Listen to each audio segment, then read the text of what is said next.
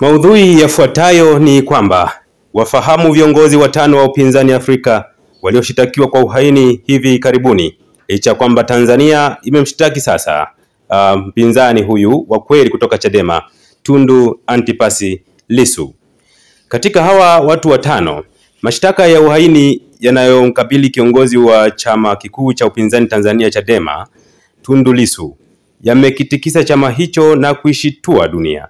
Siku ya Alhamisi tarehe 10 Aprili mwaka 2025, karibu magazeti yote makubwa ya dunia yalikuwa na habari ya kesi hiyo kubwa kabisa ya Lissu.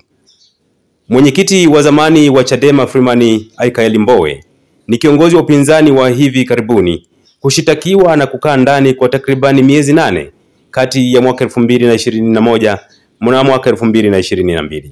Lakini yeye alishtakiwa kwa kosa tofauti la ugaidi ambalo halina dhamana. Hata hivyo, kesi yake ilifutwa mwezi Machi 2022 baada ya mwendesha mashtaka mkuu wa serikali DPP kusema hana nia ya kuendelea na kesi hiyo.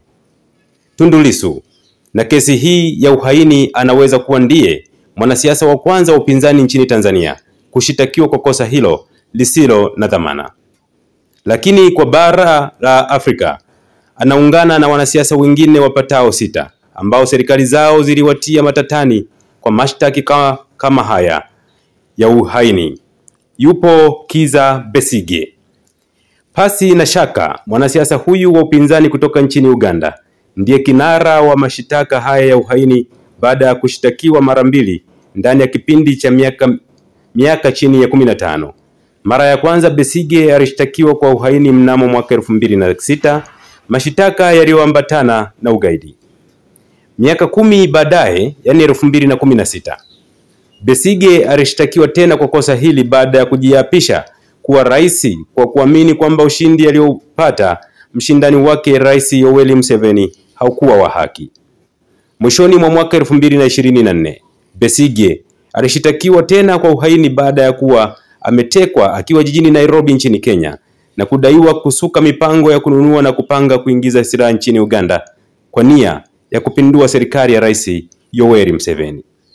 Mwanasiasa huyu anayeaminiwa kuwa ndiye mwanasiasa wa upinzani aliyekamatwa kwa mara nyingi zaidi kuliko yeyote yule duniani bado anasota jela akisubiria hatima ya kesi yake. Mwingine ni Robert Kyagulanyi aka Bobi Wine. Ni nchini Uganda humo pia anapatikana mwanasiasa Robert Kyagulanyi almaarufu Bobi Wine kutoka chama cha upinzani aliyekamatwa na kushtakiwa kwa makosa ya uhaini chini ya miaka 10 iliyopita. Mnamo mwezi Agosti 2018, Bobi Wine alishtakiwa kwa uhaini pamoja na watu wengine 33, wengi wao wanasiasa, baada ya msafara wa Rais Yoweri Museveni kushambuliwa na mawe. Mahakama ilisema Bobi Wine na wenzake walikuwa na mpango wa kumdhuru rais wa nchi hiyo. Mwingine ni Hakainde Hichilema. Upande wa kusini mwa Tanzania tunakutana na rais wa sasa wa Zambia Hakainde Hichilema. Alishitakiwa kwa kosa la uhaini. Hichilema alipewa mashtaka haya baada ya kugoma kuupisha msafara wa rais wa wakati ule Edgar Lungu uliomkuta njiani. Hii ni kwa sababu Hichilema hakuwa anamtambua Lungu kama rais halali wa nchi yao baada ya kupoteza kwa kura chache sana katika uchaguzi uliopita. Hichilema alisema Lungu na chama chake waliiba kura. Miaka 4 kamili tangu kuachiliwa huru kwa mashtaka haya, aliachiwa huru tarehe 16 Agosti mwaka 2017. Hichilema alitangazwa rais wa Zambia tarehe 16 Agosti mwaka 2021.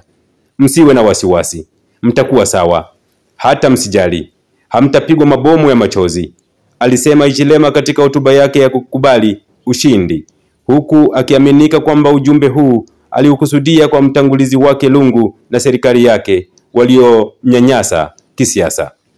Mwingine ni Ernest Bai Koroma. Rais wa zamani wa Sierra Leone pia amewahi kukumbwa na madhira haya. Ilikuwa ni Januari mwaka jana tu ambapo mamlaka nchini humo ilimkuta Koroma na kosa la uhaini baada ya kumuhusisha na jaribio la kutaka kumpindua rais wa nchi hiyo. Mashtaka haya yaliibuka baada ya tukio la uvamizi wa kambi ya jeshi na kufuatiwa na uvamizi wa magereza uliowaachia huru wafungwa takribani 2,000. Mamlaka nchini humo zilihusisha matukio haya mawili ya jaribio la kupindua serikali.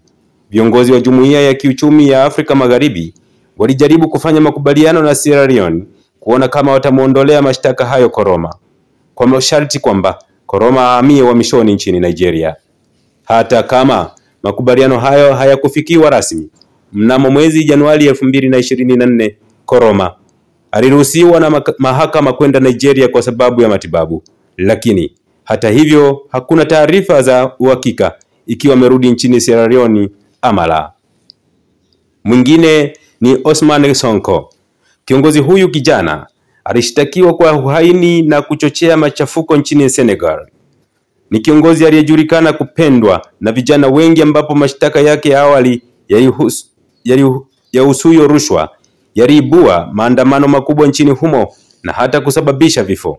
Mashtaka haya yaliendelea hadi Disemba 2023, miezi kadhaa kabla ya uchaguzi, ambapo mwezi Machi 2024 ambapo mwanafunzi wake wa siasa Bassirou Diomaye Faye aliposhinda uraisi wa kumchagua Sonko kuwa waziri mkuu. Hata Faye mwenyewe aliingia madarakani akiwa bado ana vumbi la jela. Baada ya kuachiwa kutoka gerezani tarehe 14 Machi 2024, chini ya siku 20 baadaye, tarehe 2 Aprili, Faye aliapishwa kuwa rais wa Senegali. Ni wazi kwamba mashtaka haya ya uhaini ni mapya barani Afrika sasa, hasa kwa viongozi wa wanasiasa wengine wa vyama vya upinzani. Hata hivyo, wanasheria na watetezi wa haki za binadamu mara nyingi wameunganisha na visa vya siasa wanavyofanyiwa wapinzani kukwamisha kuving'oa madarakani vyama tawala. Huwezi kuyatenganisha mashtaka haya ya siasa, alisema. Alikuwa anatoa elimu kwa wanachama wa Chadema, lakini wameigeuza kuwa mashtaka ya uhaini. Rugemeleza Nshala aliambia shirika la habari la Reuters. Na huyu Rugemeleza Nshala ni mwanasheria mkuu wa chama cha upinzani nchini Tanzania, yani Chadema. Hawa ni wanasiasa ambao pia wamewahi kukumbwa na kadhia ya kushtakiwa kwa makosa ya uhaini katika bara la Afrika, na hawa ikumbuke kwamba ni wapinzani katika nchi zao, kama ambavyo Tundu Antipas Lissu ni mpinzani kupitia chama cha demokrasia na maendeleo Chadema nchini Tanzania, ambaye naye kwa sasa yupo kolokoloni akikabiliwa na mashitaka haya ya uhaini pamoja na mashitaka mengine, na kesi yake itatajwa hivi karibuni kwa ajili ya kusikilizwa katika mahakama ya Kisutu jijini Dar es Salaam nchini Tanzania. Karibu nawe kwa maoni yako katika jambo hili la wapinzani hawa kushtakiwa kwa makosa haya ya uhaini, ambapo nimekuletea wanasiasa zaidi ya 6 ambao nao pia wamewahi kupata joto la jiwe na watawala wanapokuwa katika harakati za kutoa elimu za kiraia katika nchi zao. Hii ni Nyikani TV.